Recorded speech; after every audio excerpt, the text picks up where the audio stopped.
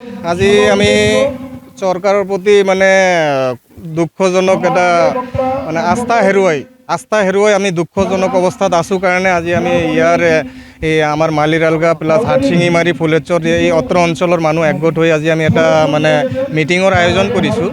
উদ্দেশ্যটো হ'ল মানে চৰকাৰে কৰিব নোৱাৰা কাম, চৰকাৰে প্ৰকল্পৰ দ্বাৰা কৰিব নোৱাৰা কাম আমি যুৱ মঞ্চই অত্ৰ অঞ্চলৰ মানুহক একত্ৰিত কৰাই পিনে কৰিবলৈ মানে সাহসেৰে আগবাঢ়ি আছোঁ।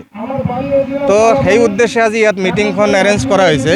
তো আমাৰ কথা হ'ল ব্ৰহ্মপুত্ৰ যি গৰাখহনীয়াৰ যি ভয়ংকৰ পৰিণতি লৈছে, এই ভয়ংকৰ পৰিণতিৰ ফলত আমাৰ এই অঞ্চলৰ বিস্তীৰ্ণ অঞ্চলত গৰাখহনীয়াৰ ফলত বহুত মানুহ মানে ঘৰ মাটি ভেটি আদি হেৰুৱাই পিনে বিভিন্ন অঞ্চললৈ যাত্ৰা কৰিছে।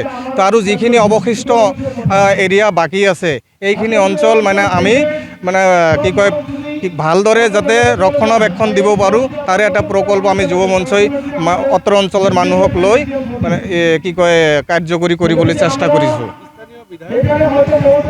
স্থানীয় বিধায়কৰ কথা কি ক'ম, এইবিলাক ক'লে বহুত কথা মানে বহুত বিধায়ক আহিলে গ'লে বহুতে আহি আমাক ইয়াতে মানে খালি আশ্বাস দিয়ে যে আপোনালোকে ভোট দিয়ক আমি আপোনালোকৰ নদীৰ কামটো কমপ্লিট কৰাই দিম। কিন্তু এই ভোট লৈ যোৱাৰ পিছত আৰু 6 মাহ 1 বছৰ 5 বছৰলৈকে কোনো দেখা নাই, কোনো কামেই তেখেতসকলৰ দ্বাৰা নহয়। সেইকাৰণে আমি অতিষ্ঠ হৈ সিহঁতৰ ওপৰত অতিষ্ঠ হৈ ৰাইজে এটা কথা আছে, ৰাইজে নখ জোকাৰিলে নৈ বয়। এতিয়া আমি ৰাইজৰ গাঁঠিৰ ধনেৰে এইবেলি আমি আমাৰ এই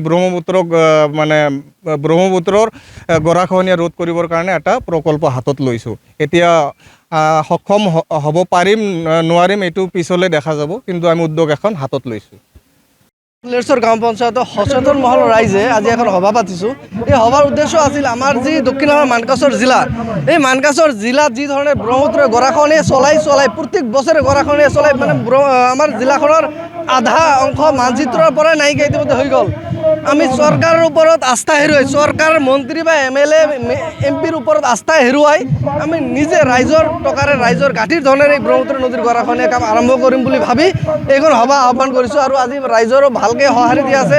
আমি ইতিমধ্যে বহুতকেইটা মিটিং এৰেঞ্জ কৰিলোঁ, সভা কৰিলোঁ। তাত সকলো ৰাইজৰ এটাই একমত, সকলো ৰাইজৰ এটাই কথা, আমাক চৰকাৰৰ ফাণ্ড নালাগে, আমাক কোনো ৰাজনৈতিক নেতাৰ ফাণ্ড নালাগে, আমি ৰাইজৰ গাঁঠিৰ ধনেৰে এই কামটো আৰম্ভ কৰিম। কাৰণ চৰকাৰ আৰু জননেতাই যি ধৰণে আমাক মানে ললিব দেখুৱাই আছে, এটা জাষ্ট কেইদিনৰ মূৰে বাঁহৰ পাৰ্কো পাইন দি এই বেম্বো পাৰ্কো পাইন দি সিহঁতে জাষ্ট ফাণ্ড লুটি আছে। সিহঁতে কাম কৰে, আমি ইতিমধ্যে গম পাইছোঁ সিহঁতৰ কাম কৰাৰ কোনো ইচ্ছা নাই, পাৰ্মানেণ্ট প্ৰটেকশ্যন কৰাৰ সিহঁতৰ কোনো ইচ্ছা নাই। সিহঁতে জাষ্ট ফাণ্ড লুটিবৰ কাৰণে, সিহঁতৰ বেংক বেলেঞ্চ বঢ়াবৰ কাৰণে এইবোৰ কাম কৰে। চ' আমি চৰকাৰৰ ওপৰত আস্থা হেৰুৱাই, মন্ত্ৰীৰ ওপৰত আস্থা হেৰুৱাই আমি নিজে কাম কৰিব আৰম্ভ কৰিম বুলি ডিচিশ্যন লৈ এই সভাখন পাতিছোঁ।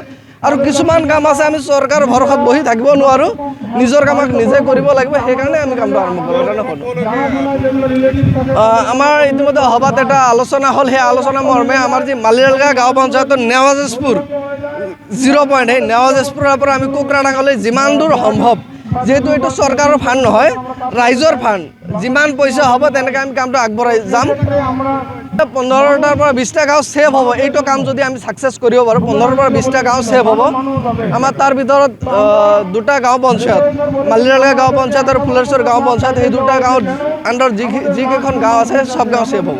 এখন ৰক্ষা, কাৰণ ইয়াৰ পৰা ব্ৰহ্মপুত্ৰ নদীৰ পৰা মাত্ৰ 1 কিলোমিটাৰমান নিলগত আছে ডিষ্ট্ৰিক্ট হেডকোৱাৰ্টাৰ।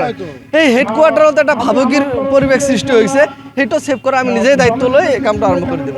আৰু আমি সকলো ৰাইজৰ সহায় সহযোগিতা কামনা কৰিছোঁ। যিকোনো খবৰৰ বাবে যোগাযোগ কৰক 7099017330 লগতে 7099017110 নম্বৰত।